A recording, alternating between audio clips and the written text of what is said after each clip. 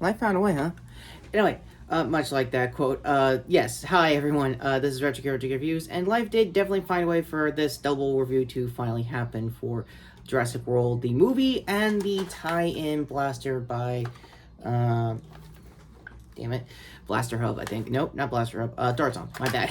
I'm a little zoned out, I just came back from work, and now have to re-remember this movie after seeing it a few days ago. Honestly, good weekend, no less. So let's start off with the good news on the movie. It actually made its money back, and yes, it is technically reviewing bomb, but not enough. It's actually more traditionally reviewed, so that's usually okay.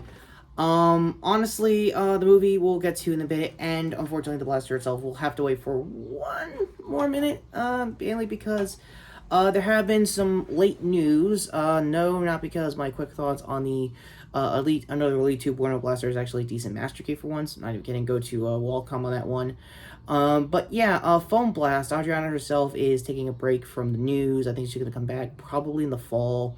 The good news out of the whole situation is that basically it's a personal break, more of a mental health thing, so it's not that entirely crazy. Most of her video when she was discussing the whole situation is that she's kind of tired of just being sat out for like a good 2 years of not being a part of wars and stuff like that, and helping out in the community and that side of things.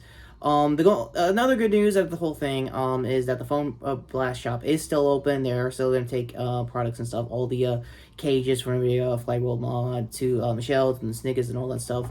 And the usual lot will definitely be there. The 3D files are still there as well. Again, also their Discord is also still available, so I'll be leaving links to that in case there's like a write-up version of the news. That I think her blog post does sometimes. So again, check the Discord here in the description just to make sure on that one. I might be in that Discord as well, so I'll check through them before uploading this video in case anything else. So, that being said, let's get the shortest review out of the way. The movie itself is... Where to start? Well, we open to not what we all saw in the marketing, which was the prologue. I guess card to that in case you want to see a blatant, obvious lie. But the good news out of the whole montage, which was a now this whole news montage, was that they used the Battle of Big Rock footage. That was the short film that was like one of the early promotions that was happening back in 2019. 3 years on, and that's still weird to say that that's like the earliest promotion for this movie. Let's start with basically the original returning Jurassic World cast. So for Justin Smith and Daniel Pena, they're only here for a bookend cameo scene, and that's really it. Mainly because in Justin Smith's case, he was doing The Quarry, and in Daniel's case, she was doing, at the time, Cowboy Bebop Netflix. So card to my review there. We have time for the cards. Sorry, I'm already burning this, and we're not even 4 minutes in. Yikes. So yeah, long dumb story short, it's pretty long. It's the longest Jurassic World and Park movie in general, clocking in about almost 2.5 hours. But yeah, on the other end of the OG trilogy, the OG trio from obviously Sam Neill and Lauren Dern, Jeff Goldblum himself. Yes, they all came back to basically take down yet another organization owned by Dodson this time. Yeah, it turns out Dodson's back. We got Dodson here. Yeah, that guy. Yeah, another good reason why he looks a little miscast than when he was originally in the first movie almost 30 years ago is because apparently the original actor had did some Happy Fun Time crimes. That's the nice way of saying, honest to God, probable abuse he must have done after the movie. So again, look it up yourself. I'll leave the actor's name down below and just go from there. But that's kind of what I've heard from Amanda the Jedi's review, so go to her channel for any more explanation there, which is probably just as short as mine. But, yeah, where are we with the actual dinosaurs themselves, basically since Fallen Kingdom?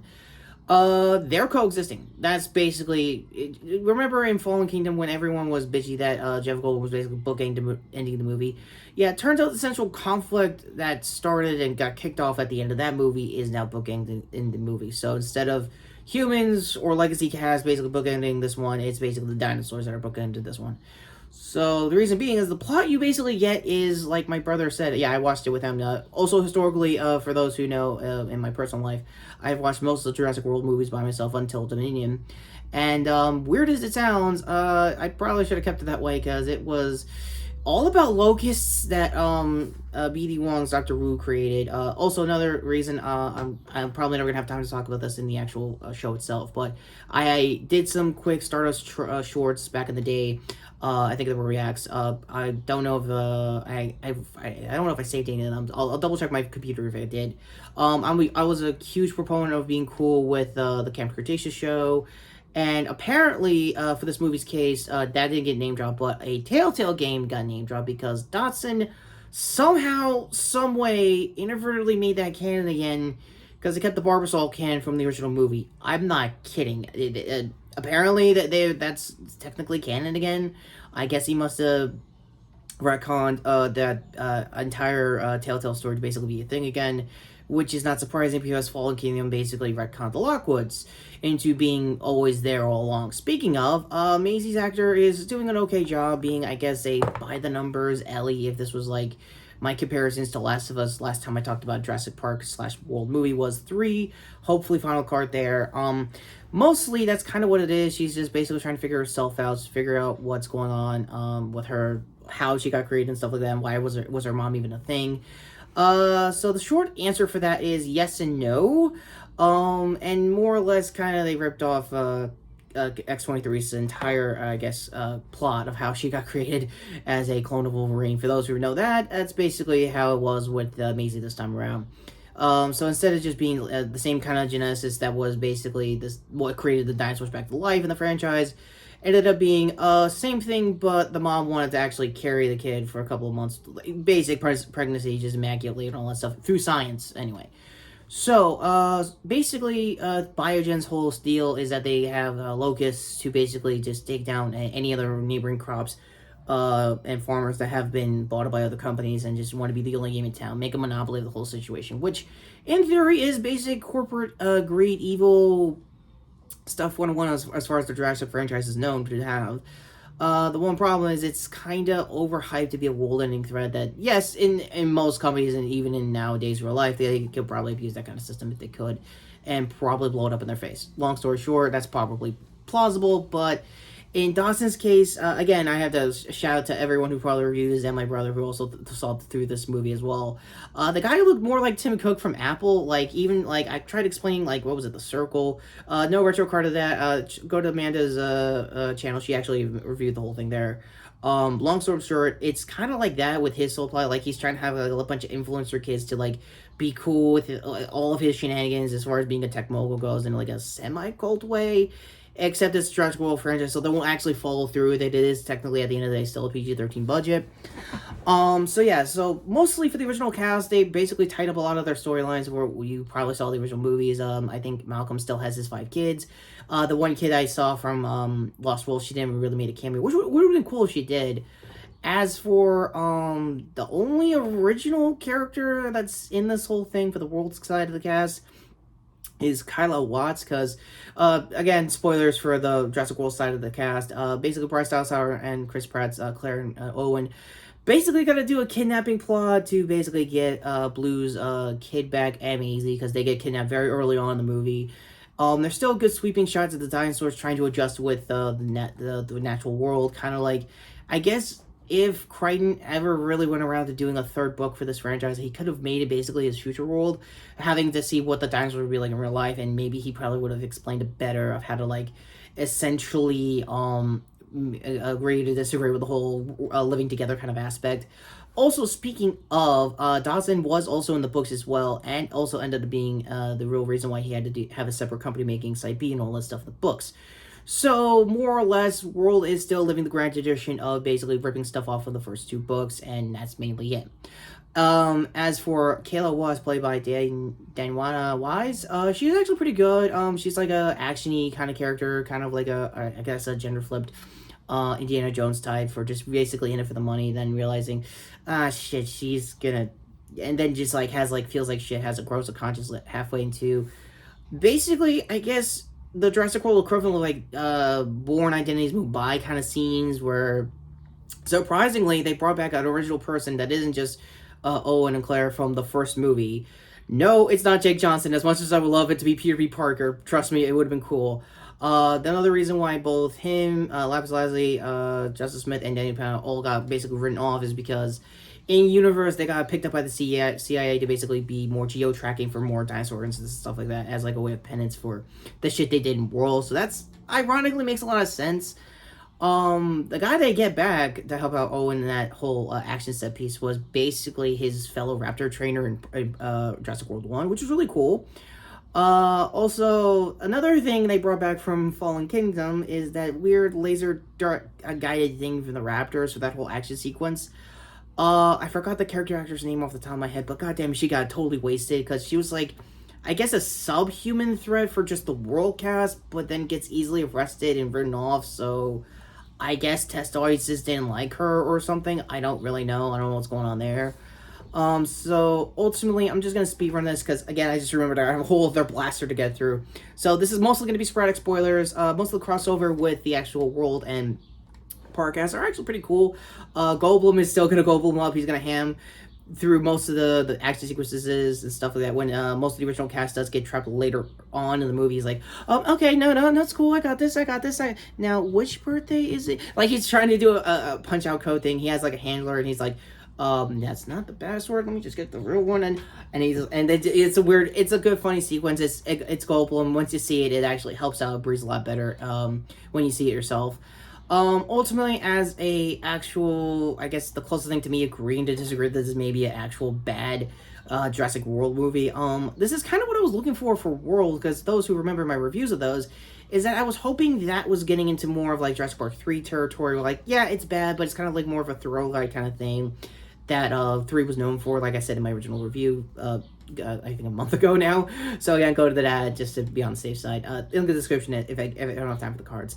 That being said, the blaster itself is actually really awesome. So first and foremost, it's definitely based off of the original Trank gun they used in the first movie. The silhouette is way too huge, and the good news is, if I could get the barrel out in time, is that it's more akin to like the old, I think, stun sticks they used to do back in Lost World. So it's a hodgepodge of a lot of things. And for those who saw most of my content last month, this front barrel grip here can actually be adapted to other Dart Zone related blasters.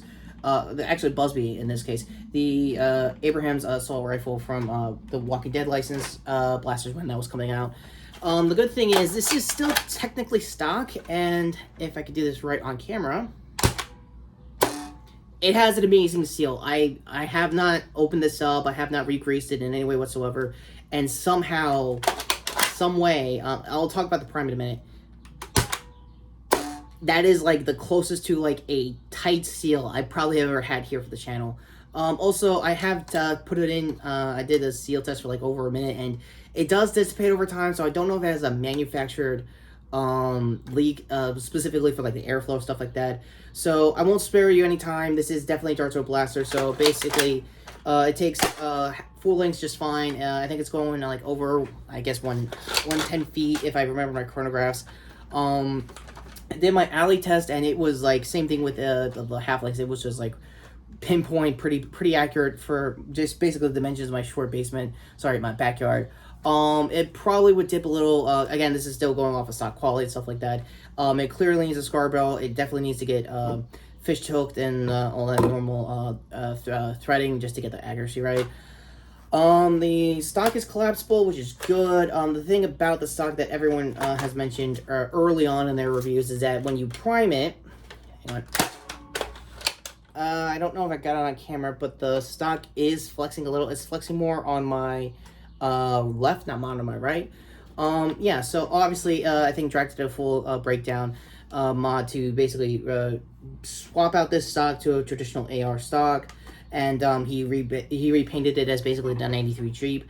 If I have time to get somebody to commission or myself to basically repaint this, I really want to repaint this in the Jurassic World Jeep. I know that's a little weird to say, but this is a weapon that came straight out of the first movie, so it makes sense to honor it with that Jeep's colors in a Nerf-mania kind of way. That also being said, last up is, of course, it does take half lengths. However, for the purposes of testing, this is my original half length converter. magwell from the Nexus and the Aeon Pro. Also, I think everyone and their mother pretty much agrees that this is probably an Aeon Pro reskin, and if that's the case, that is an amazing fit for this body scheme for the blaster. So, oh, okay. The big worry for most of the community, they thought this was not going to take it exactly. I don't know on every other mag adapters and stuff like that. I think this particular blaster was made specifically to take talents just fine. With that magwell, which I don't have time to get for the purposes of review. My apologies in advance. So yeah. That being said, if I have a starting time, no I do not. And it pays to have this on the side ready to go. My bad. Yeah. I guess my final thoughts on the movie, since I'm prepping the rounds here, is that it's ultimately okay. It's not entirely bad like Fallen Kingdom, which is usually a good sign. So while we're here, let me try to do an accuracy test. And it's all over my room. That's gonna be fun to take. The find. Anyway, last up, these most of this faux red dot is definitely collapsible and adaptable with I think the Aeon and Nexus Pro. I'll probably put pictures of that probably later in the week. That being said, ultimately, this is definitely a good blaster. For those who have probably already done body kits of this, definitely worth the time. I like the CQB approach. It actually looks a lot better on my camera than it probably is in real life. It's a lot shorter than it looks in person, but not bad for close-ups here for back half of this review. So ultimately, for the blaster itself, definitely a 10 out of 10, worth the pickup. I think this was going at 60, again, 60 to 65. With tax here in my state of New York, it's going to hit about 70. It's definitely worth, the juice is definitely worth the squeeze because it's definitely a lot comfortable than it looks. It's a lot more functional than it looks. And if you need to spray paint it to look like anything, please don't do Mill Sim style, real steel kind of colors. I know that's accurate to what it was in the movie, but it's, I did a little research. Turns out that dark trank gun is not a thing at all. I think most of the trank guns, even traditionally in Dominion, there was a trank gun in that too. I don't think none of them are actually one-to-one to whatever their real-world counterparts are. So again, take that as you will. And as for the movie itself, it's fine. Like, I know it's bad to say that it's just fine, but it kind of is. Like, once you're in the theater and you're seeing these people that haven't been in this franchise in most of their cases, 97 or 2001 in most of their cases, yeah, you can tell it's rough. Laura Dern is doing a good job being Ellie again. She was the reason why their supply getting taken down. Biogen was kicked off. And, yeah, speaking of Dawson, he, over the top, had the same death as Nedry. Again, it's way more overkill than I can explain in time. So, with that all being said, for ratings, that's, again, obviously 10 out of 10 on the Nerf scale. On the movie scale for Dominion, 5 out of 10. To me, it's a rental. To me, it's okay to watch on TV a few years down the road, kind of like World was. At the same time, I am still pissed that they kept out that prologue that they kept a few months before the movie dropped. I feel like that was a better opening now that I look at it, looking back. The marketing is a little over the place. I thought it was more airtight than I thought that it actually looked. But that all being said, what do you think of Jurassic World Dominion and the tie-in blaster? Please let me know in the comments down below. And if anyone who has any recommendations on basic modding tips, that'd be cool. The only one I found, I forgot the guy's channel off the top of my head. I'll leave the link down in the description for his mod.